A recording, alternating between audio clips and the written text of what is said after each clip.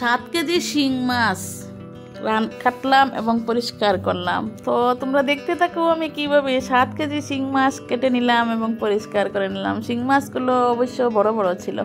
আসসালামু আলাইকুম, রাহি রাইফা ব্লগ চ্যানেলে আবারও সবাইকে ওয়েলকাম জানাচ্ছি। কেমন আছো সবাই?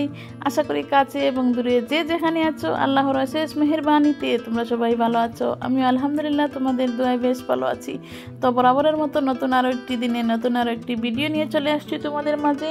তো আশা করছি আমার ভিডিওটি তোমাদের ভালো লাগবে, আর যদি ভালো লাগে তোমরা একটা লাইক দিয়ে দেখা শুরু করবে। তো আজ হচ্ছে আমি 7 কেজি শিং মাছ নিয়ে আসছি। শিং মাছগুলো ছিল অনেক বড় বড়। তো মাছগুলোর মধ্যে অনেক ডিমও ছিল। তো তাজা তাজা শিং মাছ ওগুলোর মধ্যে লবণ দিয়ে মেরে ফেললাম। মাছ যে লবণ দিয়ে মেরে ফেলা যায় তা আগে জানতাম না, এখন জেনে গেছি। এখন আর শিং মাছ কাটতে কষ্ট হয় না।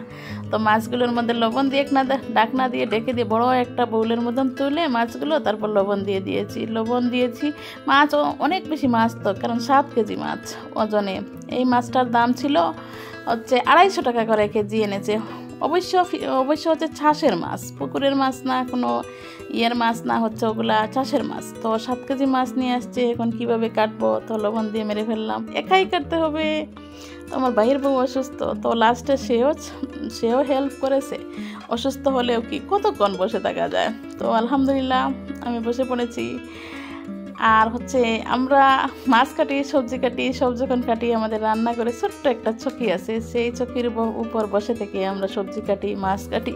আমরা নিচে বসে কাটি না। কেন কাটি না জানো? আমরা হচ্ছে নিচে বসে কাটতে আমাদের কষ্ট হয়। আর আমাদের এই চকিটার উপর একটা ফ্যান আছে, সেই ফ্যানের নিচে বসে আমরা হচ্ছে মাছ কাটি, সবজি কাটি, যাই কাটি সেই চকিটার উপর। আর এই চকির উপরে একটা রেক্সিন কাগজ বিছিয়ে দিয়ে সেই যদি নষ্ট হয়ে যায়, একটু ধুলাবালু পড়ে মাছ কাটতে, আবার সবজি কাটতে কোনো নোংরা পড়ে, তখন আমরা ওই রেক্সিনটা তুলে নিয়ে ধুয়ে নিয়ে আসি। এসে আমরা এইভাবে এখানে বসে কাটি। এখানে আমাদের সুবিধা হয়। আর ডাইনিং টেবিল আছে এবং হচ্ছে রান্নাঘরে আরেকটা টেবিল আছে, ওগুলাতে ব্যবহার করা হয়। আর এটা হচ্ছে রান্নাঘরটা অনেক বড়, সেজন্য একটা ছোট্ট চকি আছে।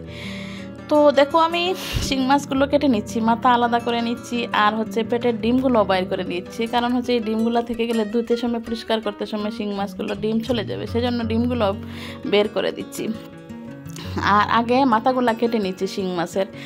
আর শিং মাছ আমাদের ফ্যামিলিতে এত বেশি আমরা সাদা দবদবে করি না, কেন জানো? আমাদের মনে হয় বা আমার ফ্যামিলির সবার এটাই আর কি, যে মাছ নাকি সবগুলো ধুয়ে সাদা করলে ভিটামিন চলে যাবে।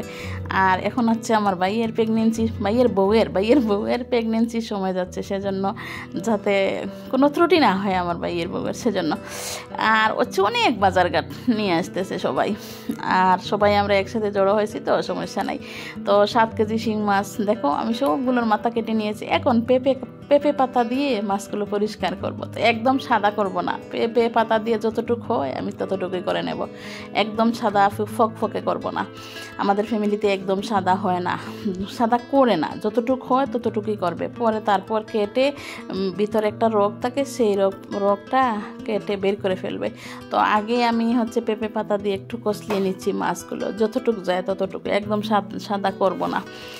তো এরকম মাছের যাতে পিছলে ভাবটা যাতে চলে যায়, সেজন্য পেঁপে পাতা দিয়ে আমি পরিষ্কার করে নিচ্ছি। তারপর টিউবওয়েলের নিচে বসে আমি ভালো করে পরিষ্কার করে নিয়ে আসবো। একা এতগুলো মাছ কাটা একটু কষ্টই হয়ে যায়, তাই না? কি আর করার, কিছু করার নাই।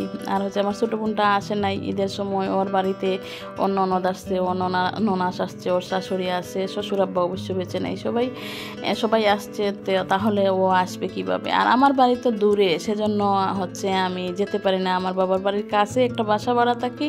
আর ঈদের অনুষ্ঠান হলে আমার ভাইয়েরা, আমার আব্বা, আমার মা কেউ আমার বাসায় ঈদ করতে দেয় না, আমি চলে আসি বাবার বাড়িতে ঈদ করতে।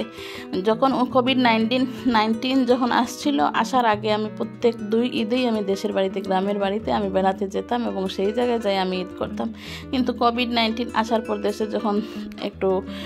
দেশের মানুষগুলো যখন একটু বিভ্রান্তিতে পড়ে গেল, সেই যে আমার আর যাওয়া হল না। এরপর থেকে তো তেলের দাম, কেরোসিনের দাম এবং হচ্ছে গাড়ি ভাড়া বেড়ে গেল।